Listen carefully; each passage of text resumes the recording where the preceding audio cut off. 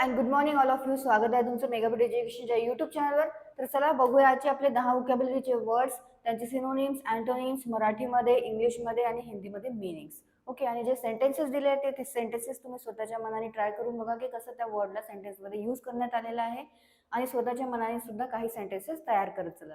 Easy केले तरी चालतील. ओके, फक्त तुम्हाला हे कळलं पाहिजे की त्या वर्डला तुम्ही सेंटेन्समध्ये कसं यूज करू शकता, कसं त्या सेंटेन्समध्ये फिक्स करू शकता. सो स्टार्ट करूया आजच्या सेशनला. बघूया. फर्स्ट वर्ड आहे आपला आजचा, तो आहे अनरॅव्हल. UNRAVEL, अनरॅव्हल. अनरॅव्हल म्हणजे काय होतं? To separate the various strands of, म्हणजेच काय करणे. तर हिंदीमध्ये त्याचं मिनिंग होतं अनरॅव्हलचं सुलझाना. म्हणजेच काय? सेपरेट करणे व्हेरियस स्ट्रँड्स ऑफ. समजा आता काही असं गुंतलेलं आहे, त्याला काय करणे, त्याचा गुंता सोडवणे. जे उलझलेलं आहे म्हणतो आपण हिंदीमध्ये, म्हणू की उलझलेलं आहे, ते जे गुंतलेलं आहे त्याला सेपरेट करणे, वेगळं वेगळं करणे, त्याला म्हटलं जातं अनरॅव्हल. ओके, सो अनरॅव्हल म्हणजे काय होतं? मराठीमध्ये होतं उकलणे. जे काही गुंतलेलं आहे त्याला उकलणे किंवा उलगडणे किंवा गुंता सोडवणे. सो काय होतं? अनरॅव्हल म्हणजे to separate the various strands of. तर हिंदीमध्ये अनरॅव्हलचं मिनिंग होतं सुलझाना, मराठीमध्ये होतं उकलणे, उलगडणे आणि गुंता सोडवणे. जसं दिवाळीमध्ये आपण सिरीज लावत असतो, तर आता एकदा दिवाळीमध्ये आपण सिरीज लावली की ती तशीच भरून आपण ठेवून देत असतो, पुढच्या दिवाळीला काढतो. सो ती जी सिरीज असते ती काय असते? पूर्ण गुंतून जात असते. सो ते जे सिरीज गुंतलेली आहे त्याला काय म्हटलं असतं? त्याला काय म्हटलं जातं? अनरॅव्हल असं म्हटलं जातं. म्हणजेच काय? नाही, ती काय आहे? गुंतलेली आहे. ओके, सो तिला आपण जे सोडवतो, ओके, लावण्याकरता तिला जे सोडवतो आपण, तिला उकलतो, त्याला काय म्हटलं जातं? अनरॅव्हल असं म्हटलं जातं. सो सिनोनिम्स काय आहेत अनरॅव्हलचे? अनटँगल, डिसएन्टँगल आणि अनट्विस्ट करणे. आणि अँटोनिम्स आहेत एन्टँगल, टाय आणि नॉट. ओके, सो जे सिरीज आपली गुंतलेली आहे त्याला आपण काय म्हणू शकतो की ते काय आहे? एन्टँगल आहे, आणि त्याला आपल्याला काय करायचं आहे? अनटँगल करायचं आहे किंवा डिसएन्टँगल करायचं आहे. सो अनरॅव्हल म्हणजे काय होतं? To separate the various strands of. हिंदीमध्ये मिनिंग होतं अनरॅव्हलचं सुलझाना, मराठीमध्ये म्हटलं जातं उकलणे, उलगडणे किंवा गुंता सोडवणे. सिनोनिम्स आहेत अनटँगल, डिसएन्टँगल आणि अनट्विस्ट. आणि अँटोनिम्स आहेत एन्टँगल, टाय आणि नॉट. सेंटेन्स तयार करून बघा, किंवा हे सेंटेन्स जे दिलेलं आहे याच्यामध्ये अनरॅव्हलला कसं यूज करण्यात आलेलं आहे ते एकदा ट्राय करून बघा. नेक्स्ट बघूया. नेक्स्ट वर्ड आहे इंटेन्सिफाय. इंटेन्सिफायचं मिनिंग काय होतं? Become or make more intense. म्हणजेच काय करणे? इंटेन्स करणे म्हणजे त्याची तीव्रता वाढवणे. ओके, आणि हिंदीमध्ये इंटेन्सिफायला म्हटलं जातं तेज करणं. जसं आपण काय करतो, एखाद्या वेळेस आपण म्हणजे टीव्ही बघतच असतो, सो आपल्याला आजूबाजूला जर कोणी गोष्ट करत असलं तर आपल्याला टीव्ही मधलं ऐकू नये, तर आपण काय करतो? त्याचं व्हॉल्यूम वाढवतो. म्हणजेच काय करतो? व्हॉल्यूम आपण इंटेन्सिफाय करतो. म्हणजेच काय? तर व्हॉल्यूम जे आहे ते त्याची तीव्रता वाढवतो, आपण त्याला तीव्र करतो. त्याला काय म्हटलं जातं? इंटेन्सिफाय असं म्हटलं जातं. सो इंटेन्सिफायचं मिनिंग काय आहे? Become or make more intense. किंवा एखादा काही झगडा चालू आहे तर त्याच्यामध्ये आणखी आपण तेल पाणी, खत पाणी टाकून त्याला वाढवतो, त्याला सुद्धा काय म्हटलं जातं? इंटेन्सिफाय करणे.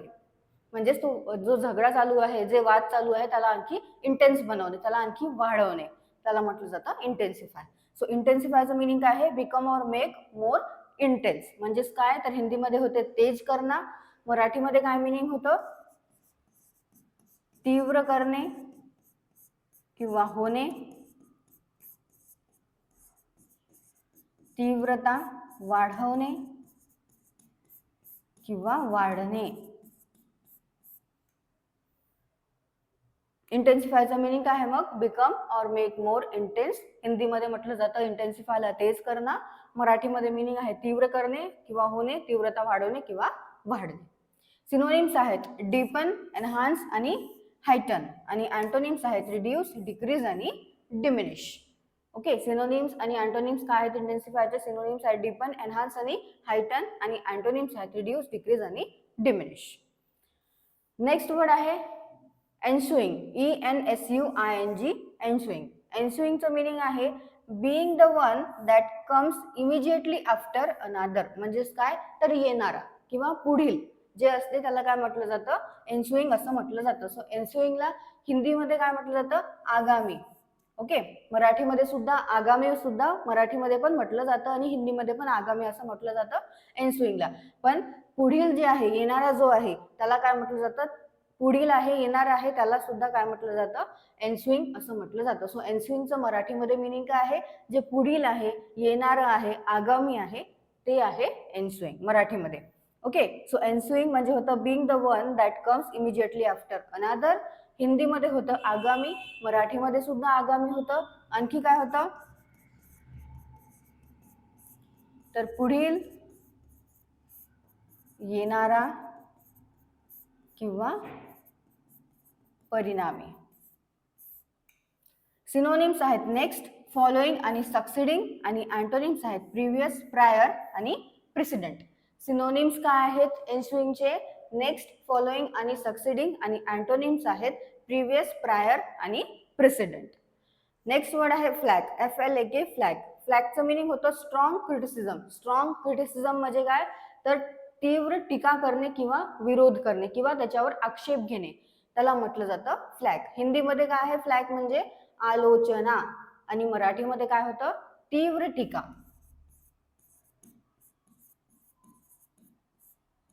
आक्षेप किंवा विरोध. ओके, सो फ्लॅगचं मिनिंग काय होतं स्ट्रॉंग क्रिटिसिझम. हिंदीमध्ये मिनिंग होतं फ्लॅगचं आलोचना, मराठीमध्ये काय होतं तीव्र टीका, आक्षेप आणि विरोध. ही मराठीमध्ये मिनिंग आहे फ्लॅगचे. सिनोनिम्स आहेत क्रिटिसिझम, कंप्लेंट आणि सेन्श्युअर आणि अँटोनिम्स आहेत कॉम्प्लिमेंट, प्रेज आणि सँक्शन. ओके, सो फ्लॅगचे सिनोनिम्स काय आहेत क्रिटिसिझम, कंप्लेंट आणि सेन्श्युअर आणि अँटोनिम्स आहेत कॉम्प्लिमेंट, प्रेज आणि सँक्शन. नेक्स्ट वर्ड आहे विथर, WITHER विथर. विथरचं मिनिंग आहे टू लूज लिव्हलीनेस, फोर्स और फ्रेशनेस.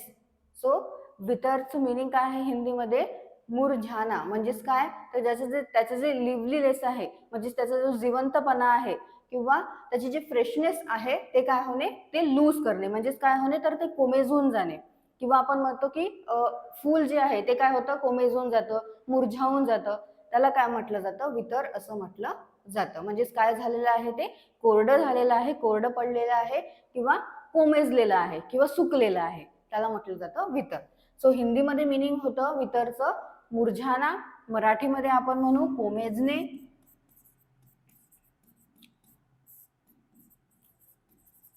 सुकून जाणे किंवा वठणे. वठणे म्हणजे काय होतं तर निर्जीव किंवा कोरडे होणे. ओके, सो विथरचं मिनिंग आहे टू लूज लिव्हलीनेस, फोर्स और फ्रेशनेस. म्हणजेच काय होतं तर मुरझाना, हिंदीमध्ये मिनिंग होतं विथरचं मुरझाना, मराठीमध्ये होतं कोमेजणे, सुकून जाणे किंवा वटणे. वटणे म्हणजे काय होतं तर निर्जीव किंवा कोरडे होणे. सिनोनिम्स आहेत विथरचे ड्राय, फेड आणि विल्ट आणि अँटोनिम्स आहेत रिवाइव्ह, फ्लरिश आणि फ्रेशन. ओके, विथरचे सिनोनिम्स काय आहेत ड्राय, फेड आणि विल्ट आणि अँटोनिम्स आहेत रिवाइव्ह, फ्लरिश आणि फ्रेशन. नेक्स्ट बघूया, नेक्स्ट वर्ड आहे सबसाइड. सबसाइडचं मिनिंग आहे to grow less in scope और इंटेन्सिटी, स्पेशली ग्रॅज्युअली. म्हणजेच काय होणे तर कम होणार. हिंदीमध्ये काय होते सबसाइड म्हणजे कम होणार, मराठीमध्ये काय म्हणू आपण त्याला कमी होणे, कमी होणे किंवा ओसरणे, शांत होणे किंवा खचणे. सो सबसाइडचं मिनिंग आहे to grow less scope, less in scope और इंटेन्सिटी, स्पेशली ग्रॅज्युअली. म्हणजेच काय होणे तर कमी होणे, हिंदीमध्ये होतं कम होणार, कमी होणे मराठीमध्ये ओसरणे किंवा शांत होणे किंवा खचणे. सिनोनिम्स आहेत सबसाइडचे डिमिनिश, डिक्रीज आणि व्हॅनिश आणि अँटोनिम्स आहेत इन्क्रीज, इंटेन्सिफाय आणि ग्रो. ओके, सबसाइडचे सिनोनिम्स काय आहेत डिमिनिश, डिक्रीज आणि व्हॅनिश आणि अँटोनिम्स आहेत इन्क्रीज, इंटेन्सिफाय आणि ग्रो. नेक्स्ट वर्ड आहे कॉग्निझंट. कॉग्निझंटचं मिनिंग काय होतं? Having specified fact or feeling actively impressed on the mind. म्हणजेच काय तर परिचित. जो काय आहे कॉग्निझंट आहे म्हणजे जो काय आहे ज्याला जाणीव आहे, जो जाणकार आहे त्याचा किंवा जो परिचित आहे त्याच्याशी, त्याला काय म्हटलं जातं? कॉग्निझंट असं म्हटलं जातं. कॉग्निझंट म्हणजे काय होतं? त्याचं मिनिंग काय आहे?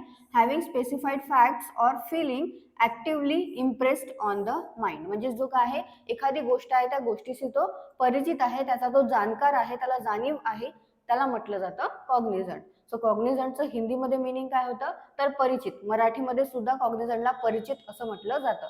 आणखी काय म्हटलं जातं मराठीमध्ये मिनिंग कॉग्निझंटचं? जाणकार, जाणीव असलेला आणि परिचित. ओके. सो कॉग्निझंटचं मिनिंग आहे having specified fact or feelings actively impressed on the mind. हिंदीमध्ये आणि मराठीमध्ये कॉग्निझंटला म्हटलं जातं परिचित. मराठीमध्ये मिनिंग आहे जाणकार किंवा जाणीव असलेला.